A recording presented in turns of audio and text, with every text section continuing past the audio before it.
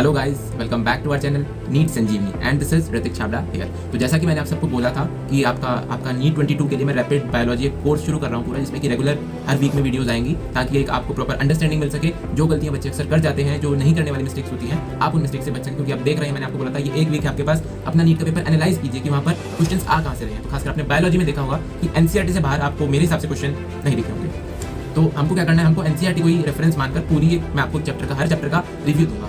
तो उसको ही आपको बस थोड़ा सा ध्यान से देखना है और देखना है कि ये सब चीज़ें कैसे चल रही हैं, कहाँ से क्वेश्चन आ रहे हैं। मैं आपको पूरा डिटेल दूंगा इन डेप्थ। वहाँ पर कुछ हाईलाइट पॉइंट्स मैं आपको बताया था ना, आपकी बार कुछ अलग वे में, तो आप लोग कमेंट्स में खुद ही बताइएगा कि आपकी बार आपको बेटर लगा या नहीं लगा। मैंने अपनी तरफ से काफ़ी अच्छे से कोशिश करी है। आई होप आप लोगों को पसंद आए। चलिए करते हैं फटाफट से शुरू। तो ये रहा हमारी unit 1 diversity in the living world.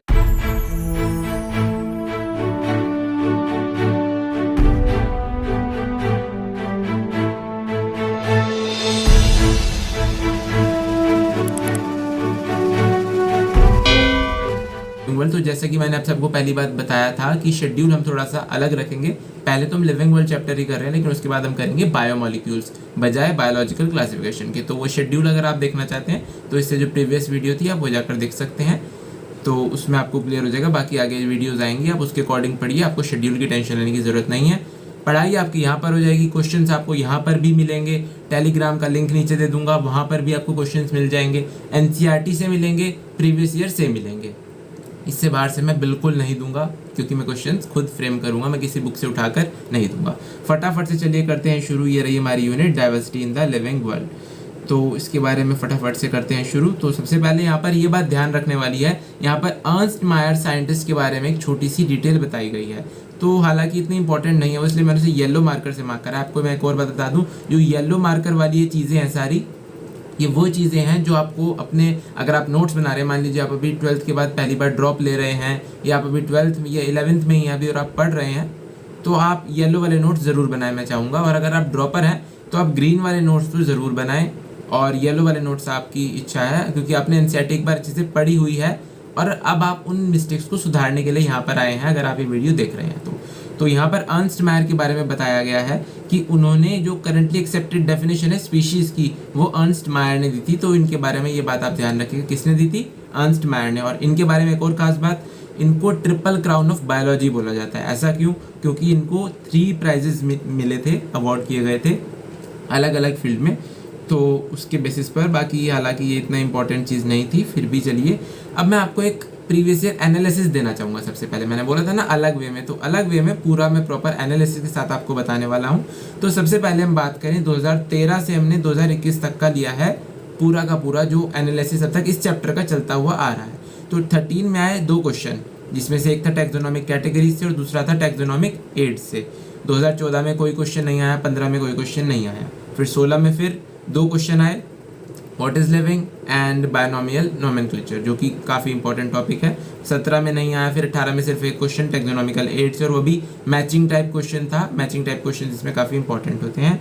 फिर 2019 में फिर से 2 क्वेश्चन आए बायनोमियल नोमेनक्लेचर पे, जो कि मैंगो से आया था क्वेश्चन जनरली, और टैक्सोनॉमिक एड्स, और वहाँ पर की से क्वेश्चन आया था। मैं आपको पूरा एनालाइज करा रहा हूँ कि किस टॉपिक में कहाँ से क्वेश्चन किस साल में आया है। तो 2019 का जो उड़ीसा में एग्ज़ाम हुआ था, साइक्लोन की वजह से दोबारा करना पड़ा था एग्जाम उनको, तो वहाँ पर एक क्वेश्चन आया था और वो भी था बायनोमियल नोमेनक्लेचर से, सिंपल सा।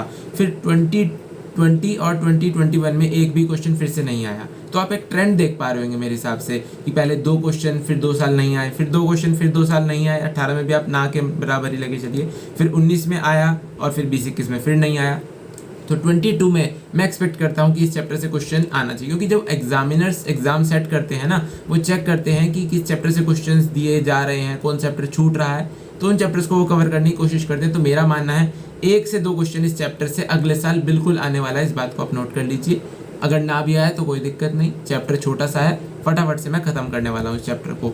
तो चलिए करते हैं शुरू। 2 क्वेश्चन एक्सपेक्टेड मानकर मैं कर रहा हूँ, और एक्सपेक्टेड क्वेश्चन भी वो कहाँ से होंगे? टैक्सोनॉमिकल एड से होगा, मोस्ट प्रोबेबली की से होगा, और दूसरा बायनोमियल नोमेनक्लेचर की वही रूल से क्वेश्चन जहाँ से जनरली होता है, या फिर किसी जो 4 ऑर्गेनिजम्स आपको दिए गए हैं उनके चारों में से किसी के ऑर्डर या फैमिली से रिलेटेड हो सकता है। तो नेक्स्ट अब हम शुरू करते हैं फटाफट से अपना चैप्टर द लिविंग वर्ल्ड।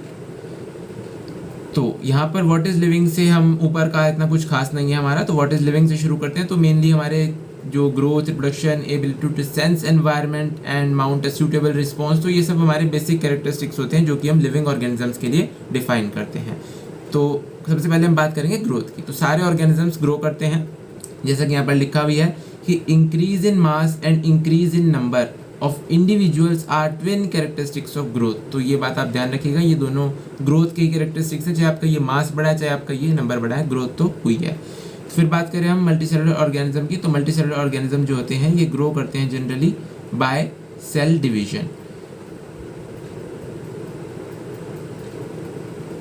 तो प्लांट्स जो होते हैं ये भी जनरली सेल डिवीजन से डिवाइड करते हैं, लेकिन यहाँ पर इसको ग्रीन से मैंने मार्क क्यों करा है, मैंने बोला ना कि ग्रीन जो ड्रॉपर्स हैं उनको भी नोट करने हैं वो पॉइंट्स, और मैं चाहूँगा कि आप अपनी एनसीईआरटी में इनको अंडरलाइन करें तो ज़्यादा बेटर रहेगा। जो अगर आप 11th या फ्रेशर हैं तो आप इनको अलग अलग पेन से कर दीजिएगा, येलो और ग्रीन वाले को, और अगर आप खाली ड्रॉपर ही और आप सिर्फ ग्रीन वाला कर रहे हैं तो आप किसी भी पेन से कर सकते हैं। तो प्लांट्स की बात करें सबसे पहले, तो सेल डिवीजन जो हो रहा है वो कंटिन्यूसली चल रहा है throughout the life span, और एनिमल्स में ऐसा देखने को नहीं मिल रहा है, it is only up to a certain age. ये बात आप लोग अच्छी तरह से जानते होंगे।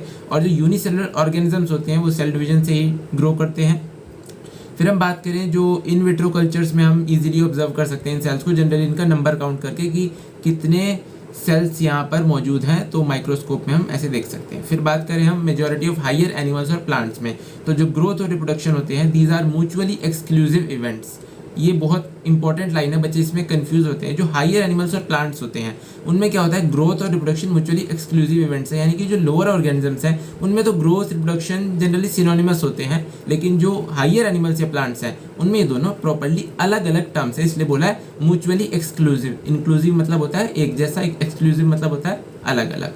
तो ये बात आप ध्यान रखिए। इंक्रीज इन बॉडी मास जो होता है उसको हम ग्रोथ बोलते हैं, लेकिन अगर हम कंसीडर करें बॉडी मास को as a criteria for growth तो फिर माउंटेन, बोल्डर्स और सैंडमोल्स ये सब भी ग्रो करते हैं, लेकिन जो इनमें ग्रोथ होती है वो होती है by accumulation of material on the surface. तो लिविंग ऑर्गेनिजम्स जो होते हैं उनमें ग्रोथ होती है इनसाइड से और इनमें है आउटसाइड से, तो इसलिए हम ग्रोथ को डिफाइनिंग प्रॉपर्टी नहीं बोल सकते। हमने स्टार्टिंग में इससे पहले वाली स्लाइड में पढ़ा था कि growth is a characteristic of living organism, लेकिन डिफाइनिंग कैरेक्टरिस्टिक नहीं है। कैरेक्टरिस्टिक है लिविंग ऑर्गेनिज्म का, उनकी एक कैरेक्टरिस्टिक है, लेकिन डिफाइनिंग कि हाँ अगर कोई ग्रो कर रहा है तो वो लिविंग होगा ही होगा, तो डिफाइनिंग नहीं है। तो ये बात कहना गलत हो जाएगा। तो डेड ऑर्गेनिज्म तो ग्रो करता नहीं है, आप लोग अच्छे से जानते हैं। उसके बाद फिर बात करें रिप्रोडक्शन की, तो ये भी कैरेक्टरिस्टिक ही है लिविंग ऑर्गेनिज्म का। जो मल्टी सेलुलर ऑर्गेनिजम्स होते हैं उनमें रिप्रोडक्शन जो होता है it refers to the production of progeny possessing features more और less similar to those of parents, जैसा कि जनरली रिप्रोडक्शन में होता है। बेसिक चीज़ें हैं, ये सब इंट्रोडक्शन हो रहा है फिलहाल बायोलॉजी से हमारा, अभी हम चैप्टर 1 पर हैं, तो ये बेसिक सी चीज़ें ही आएंगी, मैं उम्मीद करता हूँ आप लोग समझ पा रहे होंगे। और फिर फंजाई की बात करें तो ये फंजाई जो होती है मल्टीप्लाई करती है और स्प्रेड करती है एसेक्सुअल स्पोर से ही, जनरली आप पता होगा आप सब लोगों को। तो इनके स्पोर्स वगैरह इन सब के बारे में हम आगे डिटेल्स में पढ़ने वाले हैं। फंजाई टॉपिक आएगा हमारा बायोलॉजिकल क्लासिफिकेशन में, उसके बारे में पूरी डिटेल से पढ़ेंगे, तो उसकी आप अभी टेंशन मत लीजिए। अगर ये चीज़ें आपको भी समझ नहीं आ रही हैं तो थोड़ा सा वेट कीजिए, जैसे जैसे आगे बढ़ेंगे चीज़ें क्लियर होती जाएंगी। और मैं थोड़ा सा ना इंटीग्रेटेड मैनर में पढ़ाने की कोशिश करूँगा, ये नहीं कि मैं फर्स्ट चैप्टर करा रहा हूँ तो सिर्फ इसी की बात करेंगे, बात जो भी चैप्टर चल रहा हो दूसरे चैप्टर्स के भी बीच में इन्वॉल्व हो जाएगी। जैसे यहाँ पर फंजाई है, तो फंजाई क्या कर रहा है, ये मल्टीप्लाई कर रहा है और स्प्रेड कर रहा है बाय एसेक्सुअल स्पोर्स। तो एसेक्सुअल स्पोर्स के बारे में हमने बताया कि हम बायोलॉजिकल क्लासिफिकेशन में पढ़ेंगे। और बाकी जो लोअर ऑर्गेनिजम्स होते हैं जैसे कि यीस्ट और हाइड्रा, ये सिंपली बडिंग करते हैं। बडिंग में क्या होता है, एक ऑर्गेनिज्म होता है उसके ऊपर एक बड सी निकल आती है छोटी सी जनरली, फिर धीरे धीरे से वो ग्रो करती है, वो अपने पेरेंट ऑर्गेनिज्म से डिटैच हो जाती है और फिर वो एक इंडिविजुअल ऑर्गेनिज्म की तरह ग्रो करना शुरू कर देती है। तो यहाँ पर हम बडिंग देखते हैं। फिर प्लेनेरिया की बात करें तो वहाँ पर ट्रू रीजनरेशन होता है, कुछ ऑर्गेनिजम्स में फॉल्स रीजनरेशन भी होता है, इसलिए यहाँ पर हम मेंशन कर देते हैं प्रॉपर्ली कि इट इज़ ट्रू रीजनरेशन। तो जो फ्रेगमेंटेड ऑर्गेनिज्म होता है वो रीजनरेट कर जाता है, इसके जनरली हम टुकड़े कर देते हैं, तो ये अलग अलग ऑर्गेनिज्म जो होगा वो रीजनरेट कर जाएगा उसका लॉस्ट पार्ट और अपनी बॉडी बना लेगा और न्यू ऑर्गेनिज्म बन जाएगा। अब फिर से important note, the fungi, the filamentous algae, the protonema of mosses all easily multiply by fragmentation. तो ये तीनों मल्टीप्लाई करेंगे बाय फ्रेगमेंटेशन, और ये फ्रेगमेंटेशन जो होता है it is a mode of vegetative reproduction, ये बात आप ध्यान रखिएगा। एंड यूनिसेलुलर ऑर्गेनिजम्स की हम बात करें तो बैक्टीरिया और यूनिसेलुलर एल्गी जैसे कि अमीबा वगैरह होते हैं ये सब, तो इन सब में रिप्रोडक्शन होता है सिनोनिमस विद ग्रोथ, जैसा कि मैंने आप सबको भी ऊपर बताया था जहाँ पर हमने पढ़ा था कि ग्रोथ जो होती है वो म्यूचुअली एक्सक्लूसिव इवेंट्स होता है मैमल्स में और हायर प्लांट्स वगैरह में, हायर एनिमल्स में। तो वहाँ पर हमने पढ़ा था ये अलग अलग होते हैं, और जो यूनिसेलुलर होते हैं उनमें ये सिनोनिमस होता है, चाहे रिप्रोडक्शन कह लीजिए चाहे आप ग्रोथ कह लीजिए, तो एक ही बात होती है वो। उसके बाद अब हम आगे बढ़ते हैं फटाफट से ताकि इस चैप्टर को जल्दी से जल्दी खत्म किया जा सके। तो there are many organisms which do not reproduce, जैसे कि म्यूल्स हो गए हमारे, स्टेराइल वर्कर बीज हो गई। स्टेराइल वर्कर बीज के बारे में हम पढ़ेंगे प्रिंसिपल्स ऑफ इनहेरिटेंस वाला जो चैप्टर है हमारा, उसमें पढ़ेंगे उसमें कैसे हनी बी डिवाइड करती है पूरा, ये ड्रोन्स क्या होते हैं, कैसे बनते हैं, जो अनफर्टाइल एग होता है वो जनरली वो ड्रोन बना देता है। तो यहाँ पर इन सब की हम बात करेंगे क्योंकि वो रिप्रोड्यूस नहीं कर सकते। तो स्टेराइल वर्कर बीज, इनफर्टाइल ह्यूमन कपल्स भी होते हैं कुछ जो रिप्रोड्यूस नहीं कर पाते हैं, जो कि यंग वन प्रोड्यूस नहीं कर पाते हैं। तो ये तो नहीं कि वो लिविंग नहीं है, तो लिविंग तो है। तो ये सब इसके कुछ एक्सेप्शन है प्रोडक्शन की, जिसकी वजह से it also can not be an all inclusive defining characteristic of living organisms. उसके बाद हम बात करें पहले इसी में ही, no non living object is capable of reproducing और रेप्लिकेटिंग बाय इटसेल्फ। कोई भी नॉन लिविंग ऑब्जेक्ट नहीं कर सकता रिप्रोड्यूस। हालांकि कुछ नॉन लिविंग ऑब्जेक्ट्स ग्रोथ जरूर कर रहे थे, भले ही वो आउटसाइड से कर रहे थे लेकिन वो ग्रोथ कर रहे थे, लेकिन कोई भी ऐसा नॉन लिविंग ऑब्जेक्ट नहीं है जो कि रिप्रोड्यूस कर सके। तो ये कुछ बातें हैं जिनका कि आपको अच्छे से ध्यान रखना चाहिए, क्योंकि आपसे वहाँ पर कहीं से भी किसी भी लाइन से क्वेश्चन पूछा जा सकता है। अब की बार कई क्वेश्चंस में ऐसा देखा गया कि जिन बच्चों ने मॉड्यूल्स वगैरह पढ़े थे, बाहर से पढ़ा था, तो उनको थोड़ी दिक्कत हुई, क्योंकि कुछ वर्ड्स ऐसे थे जो मॉड्यूल्स में बाई चांस नहीं होते हैं, एनसीईआरटी में ही होते हैं, चाहे आप उसे कह लीजिए वो सिंपल लैंग्वेज हो या टफ लैंग्वेज हो। तो मॉड्यूल्स में उसे सिंपल करके लिखा हुआ था, तो अगर वो आ गई अब टफ की टफ लाइन सिंपल, तो वहाँ पर आप कन्फ्यूज हो सकते हैं। तो NCERT is a must. Next हम बात करेंगे अब अनदर कैरेक्टरिस्टिक ऑफ लाइफ, जो कि है मेटाबॉलिज्म। तो मेटाबॉलिज्म में जनरली यहाँ पर ये कुछ केमिकल्स के बारे में बताया गया है कि ये कुछ केमिकल्स होते हैं जो कि कॉन्स्टेंटली बन रहे होते हैं और दूसरे बायो मैक्रोमोलिक्यूल्स या मॉलिक्यूल्स में मतलब चेंज हो रहे होते हैं जनरली। तो इन कन्वर्जन्स को, जो कि केमिकल रिएक्शंस हो रहे हैं, तो इनको हम बोलते हैं मेटाबॉलिक रिएक्शंस जनरली। और ये सब जो थाउजेंड्स ऑफ मेटाबॉलिक रिएक्शंस हमारे अंदर चल रही हैं, occurring simultaneously inside all the living organisms, तो इन सब को हम बोलते हैं मेटाबॉलिक रिएक्शंस। तो यहाँ फटाफट से फिर बात करें अब जरा जी। तो यूनिसेलुलर और मल्टीसेलुलर कोई भी हो, सब में मेटाबॉलिक रिएक्शंस होती हैं। तो यहाँ पर लिखा भी है प्लांट्स, एनिमल्स, फंजाई, माइक्रोब्स, सब के सब मेटाबॉलिज्म एग्जिबिट करेंगे। और मेटाबॉलिज्म सिंपल सी बात है, डेफिनेशन की अगर इसकी बात करें तो होता क्या है, sum total of all the chemical reactions occurring in our bodies metabolism and no non living object exhibits the metabolism. तो जो आइसोलेटेड मेटाबॉलिक रिएक्शंस होती हैं, आइसोलेटेड का मतलब क्या हुआ, इसका मतलब हुआ outside the body of an organ, यानी आइसोलेटेड कंडीशन में हो रही हैं, किसी सेल में नहीं हो रही है, किसी हम बाहर इन विट्रो कर रहे हैं इन अ लैब। तो outside the body of organism performed in a test tube, it is neither living nor non living. ना तो ये लिविंग ही कही जाएगी ना ये नॉन लिविंग। क्यों?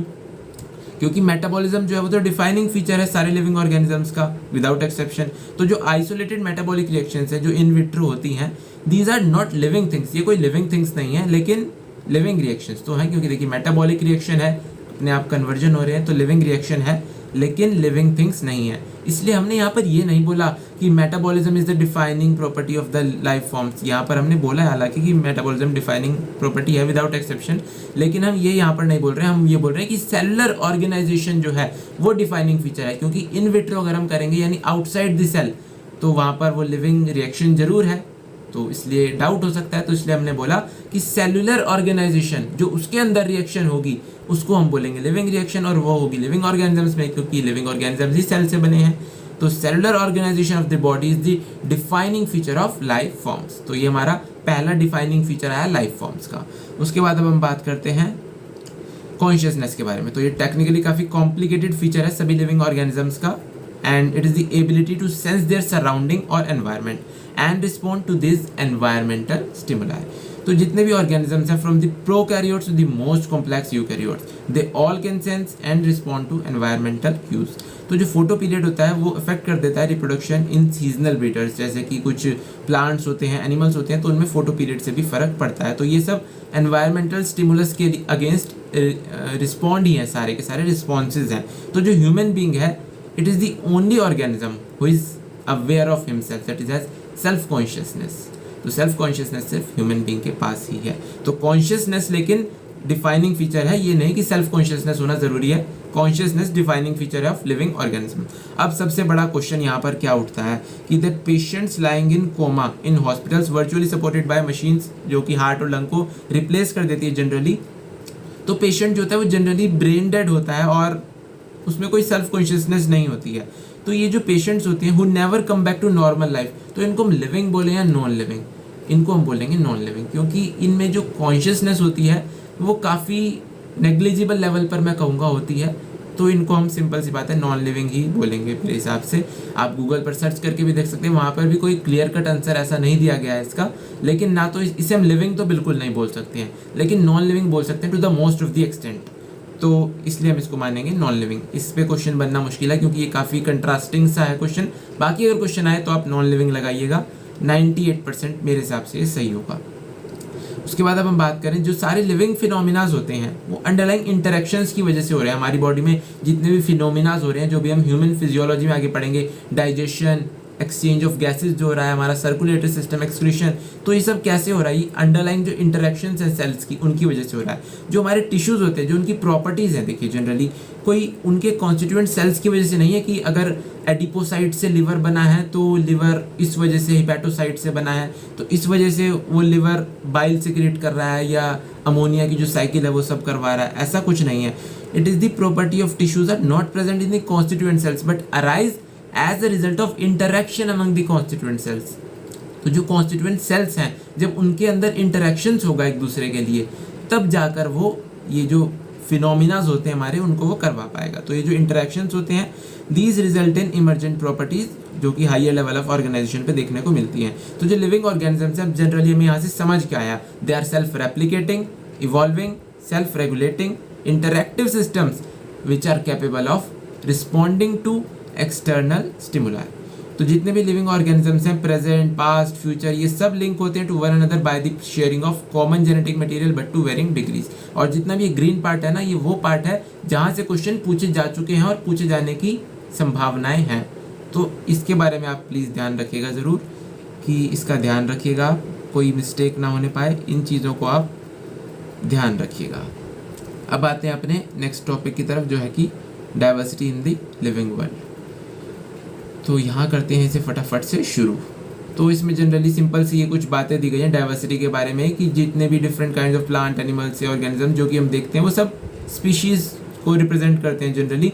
और 1.7 to 1.8 मिलियन स्पीशीज़ जो हैं वो हम अभी तक डिस्क्राइब कर चुके हैं, यानी जिनकी आइडेंटिफिकेशन हो चुकी है, which are known to us. तो इसको हम बोलते हैं जनरली हमारी biodiversity and the number and the type of organism जो कि अर्थ पर इस टाइम प्रेजेंट है।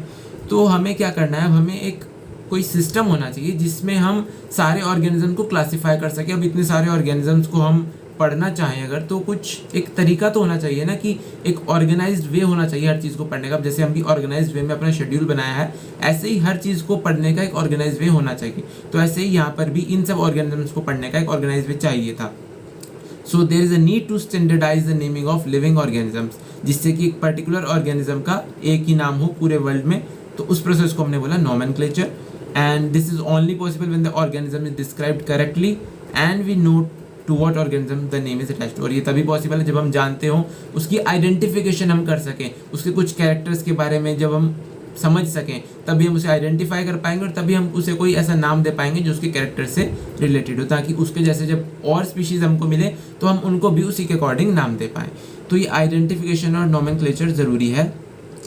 अब प्लांट्स के लिए जो साइंटिफिक नेम्स जनरली दिए जाते हैं, वो दिए जाते हैं, कुछ क्राइटेरिया और प्रिंसिपल हैं जो कि प्रोवाइड किए जाते हैं by the international code of botanical nomenclature, यानी कि ICBN इंपॉर्टेंट पार्ट है। और एनिमल और जो एनिमल टेक्सोनॉमिस्ट होते हैं, उन्होंने करा है international code of zoological nomenclature. ये जनरली एक रूल्स हैं, रूल्स का एक कोड कह लीजिए आप, है कि इसके अकॉर्डिंग ही इनके एनिमल्स को या प्लांट्स को नेम किया जाएगा ICBN या ICZN के थ्रू रिस्पेक्टिवली।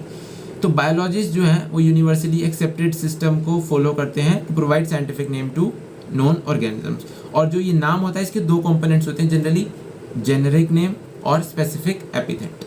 तो इसको जनरली सिस्टम बोलते हैं बायोनोमियल नोमेनक्लेचर, जो कि दिया था कारोलस लिनियस ने, ये बात आप ध्यान रखिएगा, इंपॉर्टेंट पार्ट है। It is being practised by biologist all over the world. तो अभी तक यही सिस्टम ही चलता आ रहा है और काफ़ी अच्छा सिस्टम है ये। तो नेक्स्ट देखते हैं फटाफट से। अब साइंटिफिक नेम जो मैंगो का दिया गया है यहाँ पर, उसके बारे में बात की गई है यहाँ पर। तो मैंगो का नेम जनरली दिया जाता है मैंजीफेरा इंडिका के नाम से। तो बायनोमियल नेम है। तो मैंजीफेरा यहाँ पर जीनस रिप्रेजेंट कर रहा है और इंडिका रिप्रेजेंट कर रहा है पर्टिकुलर स्पीशीज़ को, यानी कि स्पेसिफिक एपिथेट को। तो जो यूनिवर्सल रूल्स हैं जो कि नॉमेनक्लेचर के लिए होते हैं वो जनरली इस तरह से हैं कुछ। ये जो 4 रूल्स आपको दिए गए हैं, इसमें पहला रूल ये काफ़ी कंफ्यूज करता है, कई बार ये करेक्ट और इनकरेक्ट में पूछ लेते हैं। तो इसके बारे में मैं आपको बताता हूँ क्या आपसे गलती हो सकती है। तो यहाँ पर लिखा है biological names are generally in Latin and written in italics. तो वो यहाँ पर कंफ्यूज कर सकते हैं आपको। एंड इसके आगे भी पहले पढ़ लीजिए, अब दे आर लैटिनाइज्ड और derived from Latin irrespective of their origin. तो इसका मतलब पहले समझते हैं। मतलब क्या है इसका? लैटिन लैंग्वेज में जनरली बायोलॉजिकल नेम होते हैं और उसको हम इटैलिक्स में लिखते हैं। Italics is a type of font, आप सब लोग जानते हैं। इटैलिक्स थोड़ा सा तिरछा फॉन्ट होता है, तो उसको हम इटैलिक्स फॉन्ट होता है। और लैटिन लैंग्वेज है, दोनों अलग अलग चीज़ें हैं, बच्चे इसमें कंफ्यूज हो जाते हैं। दे आर लैटिनाइज्ड, जो नाम कोई भी दिया गया है उसको लैटिनाइज करा जाएगा, यानी उसको लैटिन लैंग्वेज में कन्वर्ट करके उसको फिर नाम को जो ऑल ओवर दी वर्ल्ड उस नाम से जाना जाएगा, तो वो लैटिनाइज किया जाता है नाम, और डिराइव फ्रॉम लैटिन, या फिर वो लैटिन से डायरेक्टली डिराइव होता है इररिस्पेक्टिव ऑफ देयर ओरिजिन। चाहे वो इंडिया से आया है, चाहे ऑस्ट्रेलिया से, चाहे किसी भी कंट्री से वो आया है, आएगा वो लैटिन में इररिस्पेक्टिव ऑफ देयर ओरिजिन। तो यहाँ पर गलती बच्चे कर देते हैं, दे आर लैटिनाइज्ड लिखा है ना, तो दे आर इटैलिसाइज्ड का वो ऑप्शन दे देते हैं कि biological names are generally italicised. तो ये गलत बात है। They are written in italics, they are not italicised. So latinised होता है और ये लैटिन वे थोड़ा सा कंफ्यूज करते हैं, तो आप इस लाइन को थोड़ा सा ध्यान रखिएगा। नेक्स्ट रूल सिंपल सा है। फर्स्ट वर्ड जो होता है बायोलॉजिकल नेम में वो जीनस रिप्रेजेंट करता है। सेकंड वर्ड जो होता है वो स्पेसिफिक एपिथेट रिप्रेजेंट करता है, यानी कि स्पीशी। तो दोनों वर्ड जो होते हैं बायोलॉजिकल नेम में जब वो हाथ से लिखे जाएंगे तो दोनों को सेपरेटली अलग अलग अंडरलाइन करेंगे, जैसे कि मैंजीफेरा को अलग अंडरलाइन करेंगे, इंडिका को अलग से अंडरलाइन करेंगे, और जब उन्हें प्रिंट करेंगे तो इटैलिक्स में प्रिंट करेंगे to indicate their Latin origin. ये बात आप ध्यान रखिएगा, उनके लैटिन ओरिजिन को इंडिकेट करने के लिए उसे इटैलिक्स में प्रिंट किया जाता है। तो जो first word denoting the genus उसको हम कैपिटल लेटर से स्टार्ट करेंगे, जैसा कि आप यहाँ ये देखिए मैंजीफेरा इंडिका के एग्जांपल में आप देख पा रहे हैं कि स्पीशीज का जो पहला लेटर है उसको कैपिटल से दिखाया गया है और जो स्पीशीज का पहला लेटर है उसको स्मॉल लेटर से दिखाया गया है। तो यहाँ पर यही एक रूल है ये, तो उसके बारे में बताया गया है। 4 रूल्स हैं आपके। और एक और बात, जो नेम ऑफ द ऑथर होता है वो अपीयर होता है after the specific epithet, that is at the end of biological name, जो कि ऐसे लिखा जाता है जैसे कि मैंजीफेरा इंडिका लिनेस ने दिया था, लिनेस ने डिस्क्राइब करा था।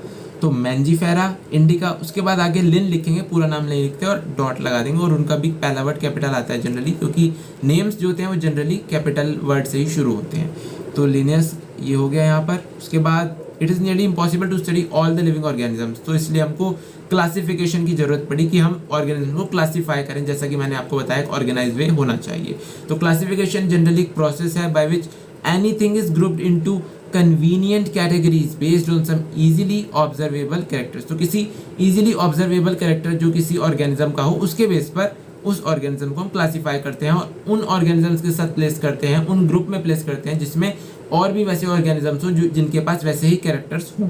तो क्लासिफिकेशन जनरली ये काम करता है। तो उसके बाद अब हम यहाँ पर देखें, कुछ यहाँ पर ये डॉग्स कैट्स का दिया गया है, सिंपल सा एक समझाने के लिए दिया गया। तो हम मेन बात पर आते हैं। तो ये जो dogs, cats, mammals, wheat, rice, plants, animals, ये सब जो टर्म्स दी गई हैं ये सब कन्वीनियंट कैटेगरीज हैं we use to study the organisms. तो जैसे हम राइस की बात करें तो हम राइस को ही स्टडी करने के लिए करेंगे सिंपली। तो जो साइंटिफिक टर्म्स है जो इन कैटेगरीज के लिए यूज होती है वो होती है टैक्सा। टैक्सा एक टर्म है जो इनको दी जाती है। तो जो टैक्सा होता है वो इंडिकेट कैटेगरीज करता है एट डिफरेंट लेवल्स। ये नहीं कि हम ऑर्गेनिज्म की खाली स्पीशीज की बात करें, जैसे हम डॉग, कैट की बात करें, ऐसी बात नहीं, हम मैमल्स की भी बात कर सकते हैं जो कि एक क्लास है। तो वेरी डिफरेंट लेवल्स पर भी टैक्सा हम यूज़ कर सकते हैं। तो जो प्लांट है ये भी टैक्सा बनाता है, वीट भी टैक्सा बनाता है, लेकिन दोनों अलग अलग लेवल पर है। या एनिमल, मैमल, डॉग्स, इन सब की बात करें तो ये भी टैक्सा बना रहे हैं, लेकिन अलग अलग लेवल पर। डॉग मैमल है और मैमल्स एनिमल्स होते हैं, मैमल एक क्लास है, एनिमल किंगडम है, तो सब अलग अलग लेवल पर है। तो ये सब रिप्रेजेंट कर रहे हैं टैक्सा डिफरेंट लेवल्स। तो कैरेक्टरिस्टिक्स के बेस पर जो जितने भी लिविंग ऑर्गेनिजम्स हैं हमारे पास उनको हम क्लासीफाई कर देते हैं इनटू डिफरेंट टैक्सा। जितने भी आपको ये टैक्सा होते हैं, अभी आपको आगे बताया जाएगा उसके बारे में, तो उसमें हम डिवाइड कर देते हैं। तो इस क्लासिफिकेशन के प्रोसेस को बोला टैक्सोनॉमी। ये जनरली क्लासिफिकेशन का एक प्रोसेस है, इस बात को आप ध्यान रखिएगा जो टैक्सोनॉमी है। उसके बाद अब इम्पोर्टेंट जो टैक्सोनॉमी की बेसिक रिक्वायरमेंट्स हैं या बेसिक फीचर्स की हम बात कर लें, तो जो एक्सटर्नल और इंटरनल स्ट्रक्चर होता है along with the structure of cell and the development processes, ये नेक्स्ट पेज पर आप देख पाएंगे। अब यहाँ पर डेवलपमेंट प्रोसेसेस और इकोलॉजिकल इंफॉर्मेशन जो होती है ऑफ ऑर्गेनिजम्स, तो ये सब एसेंशियल होती हैं and they form the basic of modern taxonomic studies. तो एक्सटर्नल इंटरनल स्ट्रक्चर जो इनके बेसिक प्रोसेस हैं, इकोलॉजिकल इंफॉर्मेशन है और डेवलपमेंट प्रोसेस वगैरह, तो ये सब इनकी बेसिक रिक्वायरमेंट है मॉडर्न टैक्सोनॉमिक स्टडीज़ की अगर हम बात करें तो जो अर्लीस्ट क्लासिफिकेशन हुए थे they were based on the uses of various organisms, तो वो उस बेस पर हुए थे जो कि उस टाइम पर ऑर्गेनिजम्स की यूजेस और डिसयूजेस के मेन जो उनके लिए ज़रूरत थी, तो उसी बेस पर उन्होंने डिवाइड करा था। तो आज ज़रूरत है कि उनको हम स्टडी करें, उनके रिलेशनशिप्स को हम समझें कि किस तरह से इवोल्यूशन में वो एक दूसरे से जुड़े हुए हैं, और उनको स्टडी करें ताकि हम सारे ऑर्गेनिजम्स को आइडेंटिफाई कर पाएँ और हम आगे बढ़ पाएँ अपनी साइंस की नॉलेज में। तो जो वर्ड सिस्टमैटिक है, ये जनरली ये भी लैटिन वर्ड ही है, जो कि सिस्टमा होता है लैटिन वर्ड, वहाँ से आया है ये, जिसका मतलब होता है सिस्टमैटिक अरेंजमेंट ऑफ ऑर्गेनिजम्स। तो एक सिस्टमा नेचुरा जो टाइटल यूज़ करा गया था लिनियस के द्वारा अपनी पब्लिकेशन के लिए, तो ये सिस्टमा नेचुरा अलग चीज़ है बिल्कुल, आप इसमें इसको मत डालिएगा बिल्कुल भी। तो जो स्कोप ऑफ सिस्टमैटिक्स है, it was later enlarged to include identification, nomenclature, classification, तो ये सब तो था ही, टैक्सोनॉमी में भी था, लेकिन सिस्टमैटिक्स जो था it takes into account evolutionary relationship between organisms also. तो इसने इवोल्यूशनरी रिलेशनशिप को भी कंसिडर करा, जो कि काफ़ी इंपॉर्टेंट स्टेप था, जिससे कि काफ़ी हेल्प मिली हमको ऑर्गेनिजम्स को और अच्छी तरह से क्लासीफाई करने में, क्योंकि इवोल्यूशनरी स्टडी हम करके हम आइडेंटिफाई कर सकते थे कि कौन किससे रिलेटेड है और कौन किसके ग्रुप में आना चाहिए। तो सिंपल सी बात थी। इसके बाद अब हम बात करेंगे टैक्सोनॉमिक कैटेगरीज की। तो इससे पहले मैं आपको कुछ क्वेश्चन एक बार बता देना चाहता हूँ, जो कि यहाँ पर पूछे जा चुके हैं, आपको स्क्रीन पर देखने को मिल जाएंगे। तो क्वेश्चन नंबर 16 यहाँ पर आपके सामने शो हो रहा है। तो यहाँ पर आप देख पा रहे हैं, which of the following is against the rules of ICBN। तो ICBN के बारे में अभी हमने पढ़ा है। तो जेनरिक और स्पेसिफिक नेम्स जो होते हैं वो ये कह रहे हैं कि written starting with small letters, पहला ही पार्ट गलत दिख गया है हमको, क्योंकि जेनरिक नेम का पहला कैपिटल से होता है, बताया था आपको, और स्पेसिफिक का स्मॉल से। तो अभी हमने देखिए NCERT से ही पढ़ा, और इसका BCD पार्ट आप पढ़ लीजिए, कुछ यूज़ का नहीं है। चलिए नेक्स्ट क्वेश्चन पर आते हैं फटाफटली। इसका क्वेश्चन का आंसर तो ए हो गया। 17th क्वेश्चन है नेक्स्ट हमारा। तो select the correctly written scientific name of mango. Mango के लिए करेक्टली मैंजीफेरा इंडिका लिन, ये बात आप ये 2019 का क्वेश्चन है, और वो था 2019 ओडिशा का। तो उसके बाद 2019 का ये क्वेश्चन है, इसमें ये बात ध्यान रखिएगा, कार्लोलस लिनस पूरा नाम नहीं आता था, अभी आपने पढ़ा है, तो यहाँ पर सिर्फ लिन आएगा, तो यानी 17th का बी पार्ट होगा, सिंपल सा, इसमें कोई ऐसी बड़ी बात नहीं है। फिर 18 क्वेश्चन ये आया 2016 में। तो nomenclature is govern by certain universal rules, जो कि which one of the following is contrary to the rules of nomenclature. अभी हमने पढ़ा नोमेनक्लेचर के सारे रूल्स, तो फटाफट से देखते हैं कि क्या उसके लिए कॉन्ट्रेरी यानी कंट्रास्टिंग है। तो biological names can be written in any language, पहला ऑप्शन फिर से गलत हो गया, क्योंकि वो तो लैटिन लैंग्वेज में लिखे जाते हैं, अभी आपको बताया है। तो बाकी BCD भी गलत ही होंगे, वो सिंपल सी बात है, जब हमारा पहला ही सही हो गया। तो ये 3 क्वेश्चन थे जो जनरली मैंने आपको बताया कि अभी आए हुए थे रिसेंटली, आज 7-8 सालों में। तो ये था इनके बारे में। अब बाकी अपना नेक्स्ट चीज़ देखते हैं, उसके बाद फिर हम उसके क्वेश्चंस देखेंगे।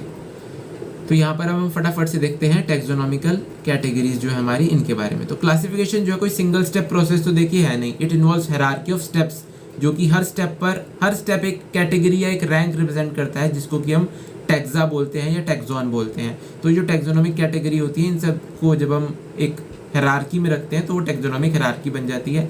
और ये जो कैटेगरीज होती हैं they are referred to as unit of classification. तो इनको हम क्लासीफाई करने के लिए ऑर्गेनिजम्स को यूज़ कर सकते हैं। जैसे कि हमने अभी बात करी थी मैमल्स की या क्लास की हम बात करें, तो ये एक अलग लेवल पर है, फिर ऑर्डर आगे ऊपर लेवल पर है, तो उसके बेस पर होता है ये पूरा सिस्टम। तो ये यूनिट ऑफ क्लासिफिकेशन होती है टैक्सोन, ये बात आप ध्यान रखिएगा, जो कि रिप्रेजेंट करेगा एक रैंक। तो जो टैक्सोनॉमिक ग्रुप्स हैं जनरली या कैटेगरीज आप कहें, तो these are distinct biological entities and not merely morphological aggregates. इसका क्या मतलब हुआ इस लाइन का? तो जो टैक्सोनॉमिक ग्रुप्स होते हैं या फिर हम कहें कैटेगरीज जो होती हैं ये, तो ये डिस्टिंक्ट बायोलॉजिकल एंटिटीज़ हैं, ये नहीं है कि they are not merely morphological aggregates. को ये मॉर्फोलॉजिकल के बेस पर हम डिवाइड नहीं कर रहे हैं, इनको हम बायोलॉजिकल एंटिटीज़ के बेस पर डिवाइड करते हैं, क्योंकि मॉर्फोलॉजी के बेस पर कई बार हमें सिमिलर भी दिख जाते हैं लेकिन वो होते अलग अलग ऑर्गेनिजम्स हैं। तो ये बात आप ध्यान रखिएगा। तो टैक्सोनॉमिकल स्टडीज़ जो होती हैं of all non organisms have led to the development of common categories such as kingdom, phylum और division। इस बारे में आप ज़रूर ध्यान रखिएगा कि phylum और division, phylum हम यूज़ करते हैं एनिमल्स के केस में और डिवीजन हम यूज़ करते हैं प्लांट्स के केस में। यहाँ से क्वेश्चन आया हुआ है, अभी आगे इसके बारे में एक हाईलाइटेड पॉइंट भी आएगा जो कि ग्रीन से हाईलाइट हुआ होगा। तो प्लांट्स के लिए यहाँ पर देखिए लिखा भी है, फिर class, order, family, genus, species. तो इसको याद करने की एक सिंपल सी ट्रिक होती है, अगर आपको नहीं पता, अगर आप अभी नए हैं यहाँ पर, तो कीप पॉट क्लीन और फैमिली गेट सिक, ये बात आप ध्यान रखिएगा। इसको आप इसी ऑर्डर में ध्यान रखिए, अगर और किसी ट्रिक से आपने याद किया हो तो it is not any issue. तो कीप पॉट क्लीन और फैमिली गेट सिक और फाइलम और डिवीजन ये एनिमल्स और प्लांट्स के केस में रिस्पेक्टिवली यूज होते हैं, ये बात आप ध्यान रखिएगा। तो जितने भी ऑर्गेनिजम्स हैं included those in the plant and the animal kingdoms have species as the lowest category. Species जो होगी वो होगी लोएस्ट कैटेगरी। तो उसके बाद अब हम बात करते हैं, नेक्स्ट पर आते हैं हमारा जी। तो यहाँ देखते हैं फटाफट से, तो जो बेसिक रिक्वायरमेंट है इस चीज़ के लिए हमारे को, जो टैक्सोनॉमिक कैटेगरीज में हम जब देखते हैं तो basic requirement is knowledge of characters of an individual और ग्रुप ऑफ ऑर्गेनिज्म। तो हमें उसके कैरेक्टर्स की एक नॉलेज होनी चाहिए, तभी तो हम उसे डिवाइड कर पाएंगे अलग अलग स्पीशीज़ में, अलग अलग जीनस में। तो कैरेक्टर्स की एक बेसिक रिक्वायरमेंट मस्ट है यहाँ पर। सबसे पहले फिर बात करते हैं सबसे जो लोएस्ट कैटेगरी है स्पीशीज़ की। तो स्पीशीज़ क्या है, जनरली कुछ नहीं है, it is a group of individual organisms with fundamental similarities, जो कि सिमिलर होते हैं फंडामेंटली, जैसे कि मैंजीफेरा इंडिका, सोलेनम ट्यूबरोसम यानी कि पोटैटो और पैंथेरा लियोलोयन। तो मैंजीफेरा इंडिको मैंगो का नाम है, ये सब आप साइंटिफिक नेम जरूर ध्यान रखिएगा, पूछे जा सकते हैं आपसे। तो ये जितने भी नेम्स हैं इनमें ये इंडिका, ट्यूबरोसम, लियो, ये सब स्पेसिफिक एपिथेट्स या कि स्पीशीज डिनोट कर रहे हैं, और बाकी जो तीन के तीनों स्टार्टिंग के वर्ड्स हैं वो जनरल इनका रिप्रेजेंट कर रहे हैं। अब यहाँ पर खास लाइन्स जो कंफ्यूज करती हैं, इनमें काफ़ी ज़्यादा कंफ्यूज करती हैं, उनके बारे में मैं आपको क्लियर कर दूँ। ईच जीनस में have one or more than one specific epithets representing different organisms but having morphological similarities। ये लाइन देखने में आपको समझाऊंगा तो सिंपल लगेगी, इसमें कुछ नहीं है, लेकिन वहाँ जब करेक्ट इनकरेक्ट में इसमें क्वेश्चन फंसाते हैं ना, वहाँ पर ये लाइन्स आपको बहुत ज़्यादा कंफ्यूज करती हैं। तो जीनस जो होते हैं दे हैव वन और more than one specific epithets. तो एक जीनस में एक या एक से ज़्यादा स्पेसिफिक एपिथेट्स हो सकते हैं, ये आप लोग जानते हैं। जैसे कि आप लोग जानते हैं पैंथेरा लियोलोयन होता है और पैंथेरा टिग्रिस टाइगर होता है, तो दोनों अलग अलग स्पीशीज़ हो गई। तो एक जीनस में एक से ज़्यादा स्पीशीज़ हो सकती हैं representing different organisms but having morphological similarities, लेकिन उनकी सिमिलैरिटीज़ होंगी कुछ ना कुछ। अगर सेम जीनस में आ रहे हैं, स्पीशीज़ भले ही अलग अलग हैं लेकिन उनकी मॉर्फोलॉजिकल सिमिलैरिटीज़ होती हैं। सिंपल सी बात है, लेकिन वहाँ पर कई बार ये जो अजीब सी लाइन है ना, ये कंफ्यूज कर जाती है। तो पैंथेरा का अनदर स्पेसिफिक एपिथेट भी होता है जो कि मैंने आपको भी बताया, टिग्रिस, और पैंथेरा टिग्रिस होता है टाइगर का नाम।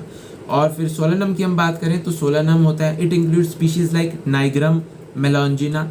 सोलानम नाइग्रम क्या होता है? बोला सोलानम नाइग्रम होता है मैकोई। ये आपको मॉर्फोलॉजी ऑफ फ्लावरिंग प्लांट जब चैप्टर आएगा ना, तो उसमें लिलिएसी फैमिली आएगी, आई थिंक, नहीं लिलिएसी नहीं, सोलानेसी। तो सोलानेसी में वहाँ पर डायग्राम दिया गया है सोलानम नाइग्रम मैकोई का, बताइए वहाँ पर डायग्राम में दिया गया है, और वरना पूरी एनसीईआरटी में कहीं भी लिखा नहीं है कि सोलानम नाइग्रम मैकोई होता है। तो अगर बच्चा वो डायग्राम बाई चांस ना पढ़े तो उसको पता नहीं चलेगा, और यहाँ पर डायग्राम दिया गया है तो क्वेश्चन पूछा जा सकता है। तो सोलानम नाइग्रम होता है मैकोई, और उसके बाद सोलेनम मेलॉन्जिना होता है ब्रिंजल। तो ये एनसीईआरटी में कहीं इसके बारे में नहीं दिया गया, लेकिन मेलॉन्जिना दिया गया है, तो इसके बारे में आपको नॉलेज होनी चाहिए आई थिंक। तो ह्यूमन बींग्स का तो सिंपल सी बात है, आप सब लोग पढ़ते आ रहे हैं कि ह्यूमन बींग्स की स्पीशीज सैपियंस है, जो कि होमो जीनस में प्लेस किया गया है जनरली। उसके बाद अब हम बात करते हैं फटाफट से जीनस की। टाइम ज़्यादा नहीं लगना चाहिए, लेकिन कंप्लीट होना चाहिए, बिल्कुल क्वालिटेटिव मटेरियल मिलना चाहिए। क्वांटिटी पर हमको नहीं जाना है बिल्कुल भी, क्वालिटी देखनी है कि क्वेश्चंस हो रहे हैं नहीं, एनसीईआरटी पूरी कवर हो रही है भाई, तो it is a must thing. Genus की अब हम बात करें फटाफट से, तो जीनस क्या है? It comprise a group of related species.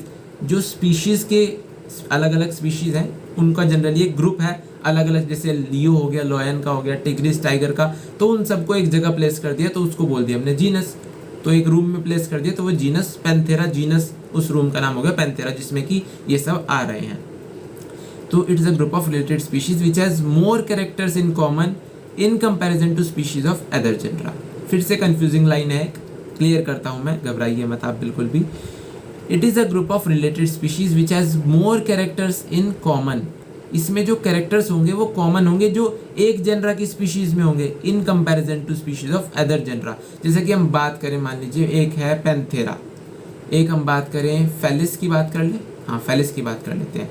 तो पैंथेरा और फेलिस काफ़ी रिलेटेड है आपस में जो जीनस है, लेकिन दोनों अलग अलग है फिर भी, तो इनके बारे में बात करते हैं। अच्छा एग्जांपल रहेगा ये। फेलिस जनरली कैट्स का होता है, मैं बात करूँ तो विच has more characteristic in common. अब हम फेलिस को भी पैंथेरा में इंक्लूड कर, जो कैट है उसको भी हम पैंथेरा कुछ नाम रख देते, पैंथेरा फेलिस ऐसा कुछ नाम रख देते अजीब सा, तो कैट को भी उसमें डाल देते, लेकिन कैट के कैरेक्टर्स अलग थे। जीनस क्या होता है, it is a group of related species which has more characteristics in common. अब लॉयन और टाइगर के काफ़ी ज़्यादा कैरेक्टरिस्टिक्स कॉमन थे, लेकिन जो कैट थी उसके कैरेक्टरिस्टिक्स कॉमन नहीं थे in comparison to species of other genera. तो अदर जनरा यानी फेलिस, उसके कंपैरिजन में इनके कैरेक्टर्स ज़्यादा कॉमन है, तो उसको हम बोलेंगे जीनस। समझ गए आप? समझ गए होंगे बिल्कुल। नहीं समझे तो एक और बार बताता हूँ। जीनस वो होता है जिसमें कि स्पीशीज, रिलेटेड स्पीशीज आएंगी, कैरेक्टर्स कॉमन होने चाहिए, सिंपल सी बात, सिंपल भाषा में। तो अलग जो जनरा होगा उसके कंपैरिजन में इसमें ज़्यादा कैरेक्टर्स कॉमन होने चाहिए। ये नहीं कि दूसरे जीनस में हमने कोई ऑर्गेनिज्म प्लेस करा और उसके कैरेक्टर भी काफ़ी हद तक मिल रहे हैं, तो ऐसे हम प्लेस नहीं कर सकते। इस जीनस में प्लेस करना पड़ेगा हमें उस ऑर्गेनिज्म को फिर, जिसके कैरेक्टर्स इनसे मिलते जुलते होंगे। तो अब यहाँ पर बात करें, it is aggregate of closely related species, simple भाषा में बात करें तो पटैटो और ब्रिंजल जो होते हैं ये दो डिफरेंट स्पीशीज़ हैं जो कि सोलेनम जीनस को बिलोंग करते हैं, जो कि अभी मैंने बताया सोलेनम मेलॉन्जिना ब्रिंजल होता है। और लायन की बात करें, पैंथेरा लियो, और लेपर्ड होता है पैंथेरा पार्डस, टाइगर होता है पैंथेरा टिग्रिस। साइंटिफिक नेम्स फिर कहूँगा, अच्छे से याद करके जाइएगा। With several common features, so they all are species of the genus Panthera. तो ये सब पैंथेरा जीनस की स्पीशीज़ हैं। And these genus differ from another genus Felis which includes cat, जो कि मैंने अभी आपको बताया। फिर फैमिली की बात करें फटाफट से, तो फैमिली क्या होती है, it is a group of related genera, जिसमें कि फिर कम नंबर ऑफ सिमिलैरिटीज होंगी एज कम्पेयर टू जो अदर जीनस और स्पीशीज होंगी, सिंपल। और जो ये कैरेक्टराइज होगा जनरली होगा on the basis of both vegetative and reproductive features of plant species. तो प्लांट स्पीशीज के केस में क्या होगा, जब हम फैमिली को किसी कैरेक्टराइज करते हैं तो ये होगा based on the both vegetative as well as reproductive features of plant species. इसके बारे में आपको भी जब आप मॉर्फोलॉजी वगैरह पढ़ेंगे तो आपको ज़्यादा अच्छे से समझ आ पाएगा मेरे हिसाब से। तो जो तीन डिफरेंट जेनरा हैं, जो कि सोलेनम है, पेट्यूनिया है, धतूरा है, they are all present in the family Solanaceae, जो कि आप मॉर्फोलॉजी चैप्टर में आगे पढ़ने वाले हैं। And among the animals, genus Panthera comprising lion, tiger, leopard is put along with genus Felis, cats in the family Felidae. तो family दोनों की सेम रखी, क्योंकि कैरेक्टर्स कम कॉमन थे, लेकिन जब जीनस की हम बात करें तो दोनों के जीनस में कैरेक्टर्स कॉमन आने शुरू हो गए थे, तो फैमिली हमने दोनों की सेम रख दी, फेलिडे। तो उसके बाद हम बात करें, कैट और डॉग हैं, ये अलग अलग फैमिलीज में जनरली प्लेस होते हैं। कैट होती है फेलिडे में और जो डॉग्स होते हैं वो होते हैं कैनिडे में रिस्पेक्टिवली। तो नेक्स्ट करते हैं फटाफट से, अब ज़रा टाइम थोड़ा ज़्यादा लगेगा आई थिंक, लेकिन कवर एक एक चीज़ हो जाएगी आपकी, ये आपको दिख भी रहा होगा। ऑर्डर की अब बात करें फटाफट से, तो ऑर्डर और जो अदर हायर टेक्सोनॉमिक कैटेगरीज होती हैं, these are identified based on the aggregates of characters. तो ये भी सिंपली कैरेक्टर्स का एग्रीगेट्स ही देखते हैं हम इसमें भी। It is assemblage of families, जो सिंपल सी हम बात करें, क्योंकि हमने क्या देखा था, कीप, पॉट, क्लीन और फैमिली गेट सिक। और फैमिली से ऊपर क्या आ रहा है, और तो ऑर्डर क्या है, ग्रुप ऑफ फैमिलीज। सिंपल सी बात है, आप ऐसे ध्यान रखिएगा। विच exhibit a few similar character, जिसमें कि फिर से कम सिमिलर कैरेक्टर्स होंगे। तो सिमिलर कैरेक्टर्स जो होते हैं वो लेस होते हैं number as compared to different genera included in a family. जैसे कि एक ही फैमिली में अलग अलग जनरा हैं, तो उसके कंपैरिजन में जो सिमिलर कैरेक्टर्स होंगे वो कम होंगे। जनरा में तो देखिए कॉमन कैरेक्टर्स ज़्यादा होंगे ना, तो फैमिली में फिर कम हो जाएंगे कैरेक्टर्स। फिर प्लांट फैमिलीज जैसे कि कॉन्वोल्वलेसी, सोलानेसी, तो these are included in the order Polemoniales which are mainly based on the floral characters के बेस पर होता है। तो ऑर्डर कार्निवोरा जो होता है ये फिर फैमिलीज लाइक फेलिडे और कैनिडे, जो कि अभी हमने पढ़ी थी, कैट्स की फेलिडे और डॉग्स की कैनिडे, तो इन दोनों का ऑर्डर जो है, ये दोनों फैमिलीज किस ऑर्डर में आती हैं, तो वो है कार्निवोरा, यानी कि दोनों के दोनों कार्निवोरस हैं, तो कार्निवोरा में ठाके डाल दिया दोनों को, और क्या। फिर क्लास की बात करें, नेक्स्ट जो हायर कैटेगरी है, क्लास क्या करेगी, इंक्लूड्स रिलेटेड ऑर्डर्स, जैसे कि ऑर्डर प्राइमेटा है, जिसमें कि मंकी, गिबॉन, गोरिल्ला ये सब आते हैं। जनरली इस बेस पर होते हैं कि मेंस्ट्रुअल साइकिल होती है इनमें। And it is placed in the class Mammalia along with the order Carnivora, जिसमें कि एनिमल्स होते हैं टाइगर, कैट, डॉग, जिसमें कि ऑयस्टरस साइकिल होती है, तो ये ऑयस्टरस साइकिल जो होती है सीजनल ब्रीडर्स में होती है, और जो प्राइमेट्स होते हैं इनमें ऑल ईयर चलती है जो ब्रीडिंग साइकिल इनकी होती है। तो इसलिए इनको प्राइमेटा और अलग ऑर्डर कार्निवोरा, तो खैर वो तो उनके न्यूट्रिशन के बेस पर है, लेकिन ये अलग अलग इस वजह से क्योंकि इनमें मेंस्ट्रुअल साइकिल होती है, इनमें ऑयस्टरस साइकिल होती है। तो ये दोनों मैमेलिया क्लास में डाल दिए गए क्योंकि कैरेक्टर्स वही, फिर से कैरेक्टर्स कॉमन होने लगे। फिर आगे हम अलग इसके ऊपर जाते हैं फाइलम पर। तो फाइलम क्या है? Based in the common features like presence of notochord, dorsal horn, neural system. तो इस बेस पर हमने क्या करा, एक फाइलम बना दिया कॉर्डेटा, जिसमें कि फिर ये fishes, amphibian, reptile, bird, mammals, ये सारी क्लासेस भी उसके अंदर आ गई। तो ये फाइलम कॉर्डेटा के अंदर आ गई। फिर प्लांट्स के केस में देखिए ग्रीन से हाईलाइट हुआ ये पॉइंट कि classes with a few similar characters are assign to higher category called division. ये बात ध्यान रखिएगा, एग्जामिनर आपसे क्वेश्चन ये पूछ सकता है, यहाँ पर कॉल्ड के बाद फाइलम लगा सकता है, तो आपको फाइलम नहीं करना, आपको डिवीजन करना है। आप जब पढ़ेंगे आगे तो वहाँ पर भी डिवीजन लिखा होगा, जो प्लांट किंगडम आप पढ़ेंगे अलग अलग डिविजन्स आपको देखने को मिलेंगे, तो वहाँ पर भी आपको डिवीजन मिलेगा, फाइलम नहीं मिलेगा। ये बात आप ध्यान रखिए खास तौर पर, क्योंकि यहाँ पर कंफ्यूज आपको किया जा सकता है। देखिए मैं 3 ईयर मैंने ड्रॉप करा है, तो मुझे पता है कहाँ पर आपसे गलती हो सकती है, क्योंकि जहाँ पर मैंने गलती करी है वहीं पर एक एवरेज बच्चा हूँ। देखिए मैं तो एक एवरेज बच्चा कहाँ पर गलती कर सकता है, तो अपने एक्सपीरियंस के बेस पर, अपनी थोड़ी सी नॉलेज के बेस पर मैं कोशिश कर रहा हूँ कि आप लोगों की मैं थोड़ी सी हेल्प कर पाऊँ। तो किंगडम पर आए फिर, तो किंगडम में क्या है, all animals belonging to various phyla. जितने भी फाइलम के होंगे तो उनको फिर बोलेंगे हम किंगडम, वो किंगडम कंप्राइज करेंगे। तो किंगडम एनिमेलिया जो जनरली होगी, फिर kingdom Plantae comprises all plants from various divisions. फिर से ध्यान रखिएगा फ्रॉम वेरियस डिविजन्स, फाइलम्स नहीं है यहाँ पर भी। तो यहाँ पर आप देख पा रहे हैं कि यहाँ पर एक टेक्सोनॉमिक कैटेगरीज जो भी हमने पढ़ी हैं उनका एक हायरार्किकल अरेंजमेंट शो किया गया असेंडिंग ऑर्डर्स में, कि कैरेक्टर्स कैसे कम कॉमन होते जा रहे हैं। स्पीशीज में ज़्यादा कॉमन कैरेक्टर्स थे, फिर जीनस में कम, फैमिली में, ऑर्डर में, जीन क्लास में कम होते जा रहे हैं कैरेक्टर्स, तो किंगडम में और सबसे कम हो जाएंगे कॉमन कैरेक्टर्स जो होंगे। तो जैसे जैसे हम हाइयर जाएंगे from species to kingdom, the number of common characteristics goes on decreasing. तो नेक्स्ट पर देखते हैं फटाफट से इसके बारे में भी हम जी। तो डिक्रीज होते हैं जैसे जैसे हम ऊपर जाते हैं। तो lower the taxa more are the characteristics that members within the taxon share. Simple सी बात है, ध्यान रखिएगा, यहाँ से भी क्वेश्चन पूछा जा सकता है। अब आपकी खास बात आ गई, तो यहाँ से क्वेश्चन कई बार पूछा जाता है, एक आधी बार आया है, मैंगो से आया है क्वेश्चन, जो कि मैंने आपको जब एनालिसिस दिखा रहा था प्रीवियस ईयर का तो वहाँ दिखाया था। तो आपको जो मेनली इनमें याद करने वाली चीज़ है वो है फैमिली और ऑर्डर, जहाँ से क्वेश्चन पूछा जा सकता है मेरे हिसाब से, क्योंकि बाकी चीज़ें देखिए ध्यान हो जाती हैं। अब आपको याद करवाना है तो मैन का होमो सैपियंस आप सब लोग जानते हैं, मैंगो का मैंजिफेरा इंडिका भी आप सब लोग जानते होंगे कि मैंगो से, और वीट का ट्राइटिकम एस्टिवम याद कर लीजिए, बस यही कहूँगा। हाउस फ्लाई का मस्का डोमेस्टिका, थोड़ा सा इसमें ट्रिक वगैरह अगर आप चाहें तो कुछ ऐसे यूज़ कर सकते हैं। देखिए हाउस फ्लाई होती है वो जनरली आपने देखा होगा अपने हाथ को ऐसे ऐसे करती रहती है, तो बटरिंग सी करती रहती है वो अपने हाथों में, तो वो मस्का लगाना, तो मस्का डोमेस्टिका आप इसे कुछ इस तरह से याद कर सकते हैं, मतलब अपनी आप ट्रिक्स बना सकते हैं, सिंपल सी बात है। जीनस तो इनका पहला वर्ड हो गया, स्पीशीज इनकी सेकंड वर्ड हो गया। फिर फैमिली की बात करें तो होमो वाले की होमिनिडे, मस्के वाले की मस्किडे, इनमें कुछ याद करने में दिक्कत नहीं है। और ऑर्डर भी आप सब लोग जानते हैं होमो सैपियंस का होता है प्राइमेटा, और जो हाउस फ्लाई वगैरह होती है इन सबका डिप्टेरा ऑर्डर होता है, क्योंकि डिप्टेरेंस होते हैं इनके लेग्स के बेस पर इनका ऑर्डर डिवाइड करा गया है डिप्टेरा में, और क्लास होती है फिर इनकी इंसेक्टा, और होमो सैपियंस की आप सब लोग जानते हैं मैमेलिया। अगर अभी थोड़ा सा क्लियर नहीं हो पा रहा है तो जब एनिमल किंगडम पढ़ेंगे ये चीज़ें और ज़्यादा क्लियर हो जाएंगी, जो कि मैं बता रहा हूँ इंसेक्टा क्लास, मैमेलिया वगैरह। इंसेक्टा क्लास वहाँ पर नहीं है, हालांकि मैमेलिया वगैरह आपको समझ आ जाएंगे, पूरी डाइकोट मोनोकोट। फिर अब हम बात करें मैंगो और वीट की, सिंपल सी फाइलम आपको ये मैन और हाउस फ्लाई का सिंपल है, कॉर्डेटा और आर्थ्रोपोडा, ये तो आप सब लोग जानते ही होंगे, इसका तो मुझे पता है। तो मैंगो और वीट की फिर बात करें तो मैंगो और वीट में फैमिली मैंगो में हम बात करें तो एनाकार्डियेसी, ये याद रखना है आपको। मैंगो को आप अनार से याद रख सकते हैं, मैंगो भी फ्रूट है, अनार भी फ्रूट है, तो मैंगो की फैमिली होगी एनाकार्डियेसी। और वीट की तो पोएसी फैमिली है और ऑर्डर है पोएल्स, तो इसमें ज़्यादा डिफिकल्ट नहीं है, डिफिकल्ट थोड़ा सा यहाँ पर हो जाता है, इसलिए क्वेश्चन भी यहीं से आया था, शायद एनाकार्डियेसी फैमिली पर से ही आया था जहाँ तक मुझे ध्यान है।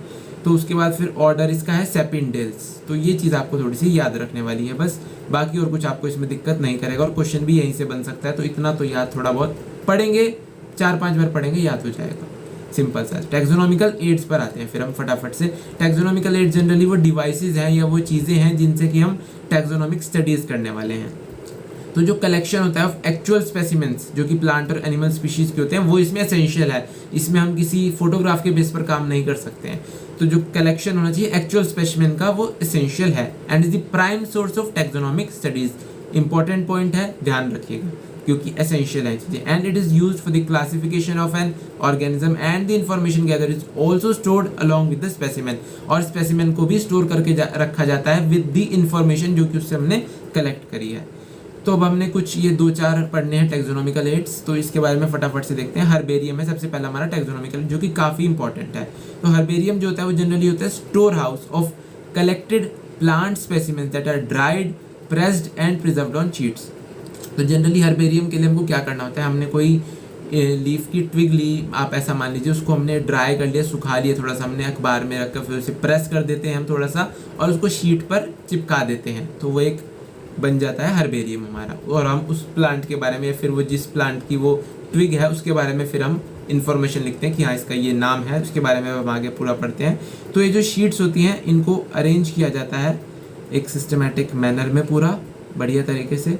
तो यहाँ पर आप देख भी पा रहे हैं हर्बेरियम शो कर आ गया, जहाँ पर देखिए फाइल्स रखी गई हैं कितनी सारी। इन फाइल्स के अंदर जनरली होता है जो कि इन्फॉर्मेशन गैदर करी हुई होती है।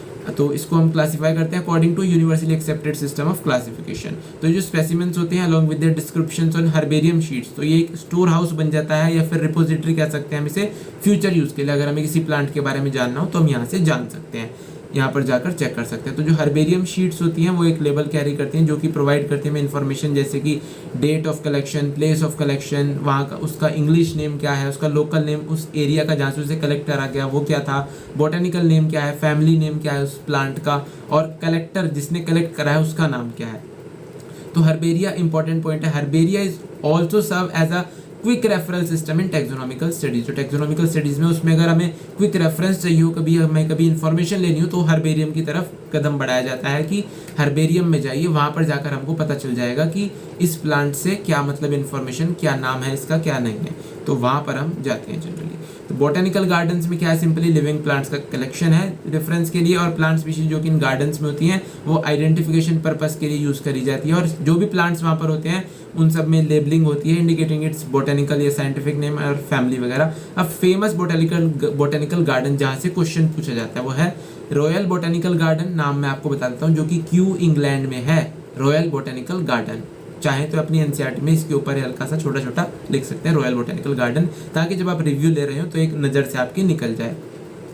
उसके बाद इंडियन बॉटेनिकल गार्डन जो कि हावड़ा इंडिया में है, और नेशनल बॉटेनिकल रिसर्च इंस्टीट्यूट जो कि लखनऊ इंडिया में है।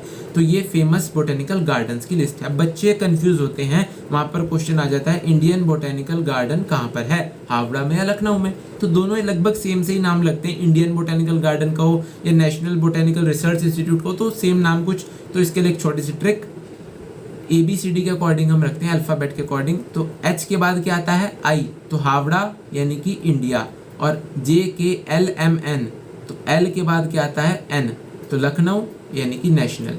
बस ऐसे आप इसे ध्यान रख सकते हैं, बाकी अगर आप वैसे ही याद रख पा रहे हैं तो it is well and good.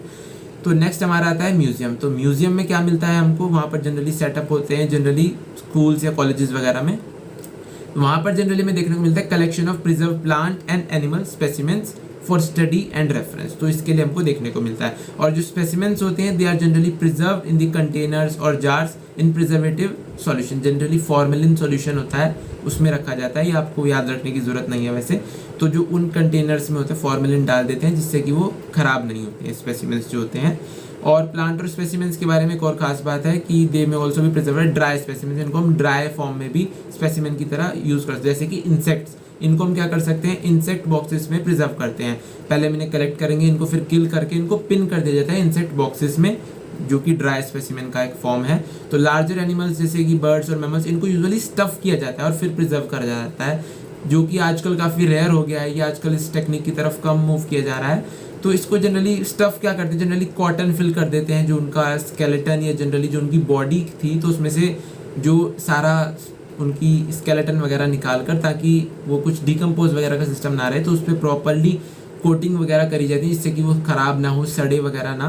तो उसके बाद फिर उसमें कॉटन वगैरह इस तरह से स्टफ़ कर दी जाती है, कॉटन और कुछ कोकोनट फाइबर्स जो होते हैं उस तरह से स्टफ़ करके कि वो देखने में बिल्कुल रियल लगता है, जैसे कि टाइगर्स वगैरह के और काफ़ी मतलब लार्जर एनिमल्स के आपको देखने को मिल जाएंगे म्यूजियम्स में, अगर आपने कभी विजिट किया हो तो। Museums often have collection of skeletons of animals too तो ये भी आपको वहाँ पर देखने को मिल जाता है। उसके बाद अब फटाफट से हमारा चैप्टर पूरा होने की कगार पर है बिल्कुल। जूलॉजिकल पार्क्स के बारे में बात करते हैं, जहाँ पर कि वाइल्ड एनिमल्स रखे जाते हैं इन protected environments under human care, और जिससे कि हम उनकी हैबिट्स के बारे में, फूड हैबिट्स और बिहेवियर के बारे में जानते हैं, और कोशिश करी जाती है कि उनको प्रोवाइड करी जाए condition similar to their natural habitat, जिस हैबिटेट में वो रहना पसंद करते हैं। तो जू के बारे में बात हो गई, ये कुछ इमेजेस दी गई हैं जो कि जू की हैं। उसके बाद फिर की सबसे खतरनाक, यानी कि सबसे खतरनाक नहीं, डरिए मत आप, सबसे इंपॉर्टेंट मैं कहूँगा टॉपिक, जहाँ से अगर टैक्सोनॉमिकल एड से क्वेश्चन आएगा तो या तो वो हर्बेरियम से देंगे या की से देंगे, जो मोस्ट प्रोबेबली, बाकी म्यूजियम से भी एक दो बार आया हुआ है क्वेश्चन। अभी आपको इसके भी मैं क्वेश्चंस दिखा दूंगा फटाफट से इसे करते हैं खत्म। तो की क्या है जनरली समझने की कोशिश कीजिए, बड़ा आसान टॉपिक है, कुछ भी नहीं है इसमें। जैसे अभी तक ये म्यूजियम वगैरह पढ़े, ऐसे ये भी एक टैक्सोनॉमिकल एड ही है, कोई डरने वाली बात नहीं है। तो की क्या है, टैक्सोनॉमिकल एड है generally which is used for identification of plants and animals, दोनों में यूज होते हैं। जैसे हर्बेरियम है वो सिर्फ प्लांट्स में यूज होगा, बोटेनिकल गार्डन प्लांट्स में होंगे, म्यूजियम एनिमल्स में होगा, और फिर आगे ये अपना जूलॉजिकल पार्क भी एनिमल्स में होगा। लेकिन की ऐसा है जो कि प्लांट्स और एनिमल्स दोनों में यूज होगा, सबसे पहली जो ध्यान रखने वाली बात। और ये बेस होगा ऑन दी सिमिलैरिटीज एंड डिससिमिलैरिटीज। हम कैरेक्टर्स में सिमिलैरिटीज और डिससिमिलैरिटीज देखेंगे, जिसके अकॉर्डिंग फिर हम एक को रिजेक्ट कर देंगे और दूसरे को एक्सेप्ट कर लेंगे। तो की जो होती है जनरली कंट्रास्टिंग कैरेक्टर्स पर बेस होती है, जो कि जनरली एक पेयर में होते हैं कैरेक्टर्स, जिनको कि हम कपलेट बोलते हैं। उसके बेस पर हमें जो कैरेक्टर चाहिए होता है हम उसके बेस पर एक को एक्सेप्ट कर लेते हैं कि हमें ये कैरेक्टर चाहिए, और दूसरे का नहीं, इसका नहीं चाहिए तो इसको रिजेक्ट कर दो। तो एक कंट्रास्टिंग कैरेक्टर्स का पेयर होता है जिसको हम कपलेट बोलते हैं, तो उसकी फॉर्म में होती है जनरली कीज। तो की रिप्रेजेंट करती है the choice made between the two opposite option, जो कि कंट्रास्टिंग ऑप्शंस मैंने अभी आपको बताए। तो उनके बीच में एक जो चॉइस होगी वो की होगी, सिंपल सी बात। एंड जो रिजल्ट होगा acceptance of only one and rejection of the other. तो जो ईच स्टेटमेंट होती है in the key, it is called the lead. और जो सेपरेट टैक्सोनॉमिक कीज होती है, खास बात, यहाँ से क्वेश्चन बनने के चांसेस रहते हैं, और एक बार शायद आया हुआ भी है। तो सेपरेट टैक्सोनॉमिक कीज जो होती हैं, they are required for each taxonomic category such as family, genus, species for identification purposes. मतलब क्या है इसका, कि अलग अलग जो टैक्सोनॉमिक कैटेगरीज है, जैसे कि फैमिली, जीनस, स्पीशीज, अलग अलग कैटेगरीज है ना, तो इनके लिए टैक्सोनॉमिक कीज भी अलग अलग आएंगी। अब जैसे फैमिली के कैरेक्टर्स हैं तो वो तो फैमिली के लेवल पर बात करेंगे, बड़े लेवल पर बात कर रहे हैं। अब जीनस छोटे लेवल पर आ गए तो कीज भी उसकी अलग अलग होंगी यार। तो कि देखिए आप कैरेक्टर्स तो वही बात करेंगे ना जो उसमें आप देख पा रहे हैं, स्पीशीज में फिर और अलग कैरेक्टर्स होंगे। तो की जनरली अलग अलग होती है, अलग अलग टैक्सोनॉमिक कैटेगरीज की। तो की जनरली जो होती है वो एनालिटिकल इन नेचर होती है। तो ये था हमारा चैप्टर सिंपल सा। और इसके बाद छोटा सा एक टॉपिक अब हमारा बचा है फ्लोरा और मैनुअल वाला, इसे भी करते हैं फटाफट से खत्म। तो फ्लोरा, मैनुअल, मोनोग्राफ, कैटलॉग, ये सब कुछ अदर मीन्स हैं ऑफ रिकॉर्डिंग डिस्क्रिप्शंस। तो ये जनरली हमें हेल्प करते हैं करेक्ट आइडेंटिफिकेशन में। तो जो फ्लोरा होता है जनरली क्या होता है, it contains the actual account of habitat and distribution of plants of a given area. एक गिवन एरिया में जितने भी प्लांट्स वगैरह होंगे उनका पूरा account of habitat and distribution वो ये जनरली देता है, और ये एक इंडेक्स प्रोवाइड कर देता है to the plant species found in a particular area. तो अगर जब हम किसी एरिया की बात करेंगे तो वहाँ पर सिंपल सी बात है फ्लोरा आएगा, ये बात आप ध्यान रखिएगा, कंफ्यूज होने वाली कोई इसमें बात है नहीं। तो जितने भी वहाँ पर प्लांट्स होंगे उनका अकाउंट ऑफ हैबिटेट, डिस्ट्रीब्यूशन सब देगा ये, और उनको एक इंडेक्स प्रोवाइड कर देगा। ये इंडेक्स जनरली क्या काम करता है आपकी नोटबुक में, जितने भी आपने चैप्टर्स करे होते हैं उन सबको एक जगह लाकर इकट्ठा कर देता है पूरे एरिया के, है ना। तो ऐसे ही ये फ्लोरा काम करता है, ये सारे जो हैं एक एरिया के उनके नाम्स को, उनके डिस्ट्रीब्यूशन को एक जगह पर लाकर इकट्ठा कर देते हैं, फ्लोरा, बस सिंपल। अब मैनुअल क्या है, मैनुअल होता है useful in providing information for identification of names of species found in an area. Manual क्या करता है, जनरली सिर्फ नेम को बताने में हेल्प करता है, ये कोई डिस्ट्रीब्यूशन का या हैबिटेट का कोई अकाउंट नहीं देता है। फिर मोनोग्राफ की बात करें तो मोनोग्राफ नाम से पता चल रहा है, मोनोग्राफ यानी सिंगल। तो monograph contain information on only one taxon, simple. और अब मैं आपको कुछ इस समरी में खास बातें हैं ये आपको दिखा दूं, क्योंकि कुछ बातें होती हैं जो समरी में छुपी रह जाती हैं, बच्चे पढ़ नहीं पाते। तो जो स्टडीज़ होती हैं they are carried out from the actual, जो टैक्सोनॉमी की बात हो रही है यहाँ पर, are carried out from the actual specimens which are collected from the field and preserved as reference in the form of herbaria, museums and in botanical garden or zoological parks. तो ये यहाँ पर बताया गया है कि जो टैक्सोनॉमिकल स्टडीज होती हैं they are carried out from actual specimens. ये एक्चुअल स्पेसिमेंस के साथ ही होती हैं, जो मेन मैंने ये पॉइंट हाईलाइट करा है एक्चुअल स्पेसिमेंस के लिए करा है, बाकी तो हर्बेरिया, म्यूजियम सारे नाम ही दिए गए हैं। And it requires special techniques for collection and preservation of specimens in herbaria and museum. एक और खास बात आप ध्यान रखिएगा, कुछ स्पेशल टेक्निक्स चाहिए होती हैं कलेक्शन और प्रिजर्वेशन में, किस किस में, हर्बेरियम में और म्यूजियम में। हर्बेरियम में आपने देखा है टेक्निक्स चाहिए थी, म्यूजियम में भी आपको बताया कैसे कलेक्टिंग, किलिंग, पिनिंग, स्टफिंग वगैरह सब हो रहा था। बाकी बोटेनिकल गार्डन है, जू है, उनमें कुछ नहीं है ऐसा, तो इनमें स्पेशल टेक्निक्स रिक्वायर होती हैं। उसके बाद अब हम बात करें, एक और यहाँ पर लाइन है, ये भी शायद कुछ इंपॉर्टेंट है इसमें, taxonomist also prepare and disseminate information. हाँ, ये लाइन इसलिए इंपॉर्टेंट है, यहाँ पर टैक्सोनॉमिस्ट के बारे में देखिए कि टैक्सोनॉमिस्ट कैसे करते हैं प्रिपेयर और डिसेमिनेट इन्फॉर्मेशन को, तो वो करते हैं through manuals and monograph for further taxonomic studies. तो ये था आपका पूरा चैप्टर। और हाँ, एक और बात, अब आपको इसके क्वेश्चन भी, जो एक दो क्वेश्चन आए हुए हैं मैं आपको दिखा देता हूँ। क्वेश्चन आप स्क्रीन पर देखिए, क्वेश्चन नंबर 41 जो टैक्सोनॉमिकल एड से आया है वो है the contrasting characters generally in a pair used for identification of animals in taxonomic की आर रेफर्ड टू एज। तो कपलेट और लीड में आप कंफ्यूज मत होइएगा, यहाँ पर कंट्रास्टिंग कैरेक्टर्स का है तो कपलेट ही होगा यार, सिंपल सी बात। लीड तो सिंगल स्टेटमेंट जो होती है उसको बोलते हैं, तो ये कंफ्यूज करने के लिए है, कंफ्यूज मत होइएगा। नेक्स्ट क्वेश्चन ये 2013 का है, विच one of the following is not a correct statement. Botanical garden have collection of living plants for reference, not a correct बताना है, तो ये तो बिल्कुल सही बात है। Botanical gardens have collection of living plants for reference, बिल्कुल सही है। A museum has collection of photographs of plants and animals, बिल्कुल गलत बात, मैंने आपको बताया था। एक्चुअल स्पेसिमेन देखिए, अभी यहाँ पर आपकी स्क्रीन पर मैं दिखाता हूँ क्वेश्चन हटाकर, ये देखिए यहाँ पर भी लिखा है कि एक्चुअल स्पेसिमेंस, तो फोटोग्राफ की तो कहीं से बात ही नहीं है। तो फिर से क्वेश्चन की ओर देखते हैं एक बार, तो यहाँ पर लिखा है कि फोटोज, तो वो गलत हो जाएगा, बाकी के दोनों ऑप्शन फिर सही होंगे, आप लोग पढ़ लीजिए। तो ये थे जनरली क्वेश्चंस। तो आपको अभी इस चैप्टर के अगर चाहिए क्वेश्चंस तो नीचे हमारे ग्रुप का नया ग्रुप बनाया है टेलीग्राम का, अगर आप पहले से ग्रुप में हैं तो उसको आप चाहें तो लीव कर सकते हैं। ये एक नीट 22 के लिए अलग से बायोलॉजी के लिए ग्रुप बनाया गया है, चैनल बनाया गया है, जिस पर कि इसके सारे क्वेश्चंस जैसे जैसे यहाँ चैप्टर होंगे उसके हिसाब से अपलोड होंगे। और पुराने भी हैं, इसमें कुछ ड्रॉपर्स हैं तो कोई दिक्कत नहीं, आप फिर से ज्वाइन कर सकते हैं। उसे पहले भी हो गए थे हमारे काफ़ी सारे, आप लोगों ने करा था ज्वाइन, और क्विज़ वगैरह मैंने डाली थी ग्रुप में, तो आप सब लोगों ने अटेम्प्ट भी करी थी क्विज़ वगैरह, जो कि नीट से मैंने पहले डाली थी।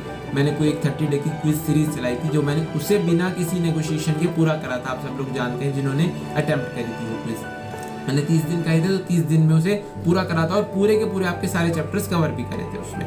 तो अब बारी है इसकी, शुरू को कर दिया है, अब भगवान कृपा करेंगे तो लास्ट तक लेकर जाएंगे इसे। आप सब लोग सपोर्ट कीजिए, पूरा सपोर्ट कीजिए, ताकि मुझे भी मोटिवेशन मिले थोड़ा सा। सब्सक्राइब कीजिए चैनल को अगर आपने अभी तक नहीं करा है, क्योंकि देखिए सब्सक्राइब करेंगे तो मुझे लगेगा हाँ कोई देखने वाला है जिसके लिए मैं वीडियो बना रहा हूँ, क्योंकि इसमें देखिए मैंने काफ़ी मेहनत करी, आपको दिखी होगी मेहनत। अगर लगी है वीडियो अच्छी तो कमेंट करके बताइए, और आगे तो वीडियोस फिर हम कंटिन्यू रखेंगे। नेक्स्ट चैप्टर हम लाएंगे जल्दी, बायोमोलिक्यूल्स। स्टे ट्यून्ड, तो मिलते हैं जल्दी नेक्स्ट वीडियो में। Thank you very much for watching the video, bye bye.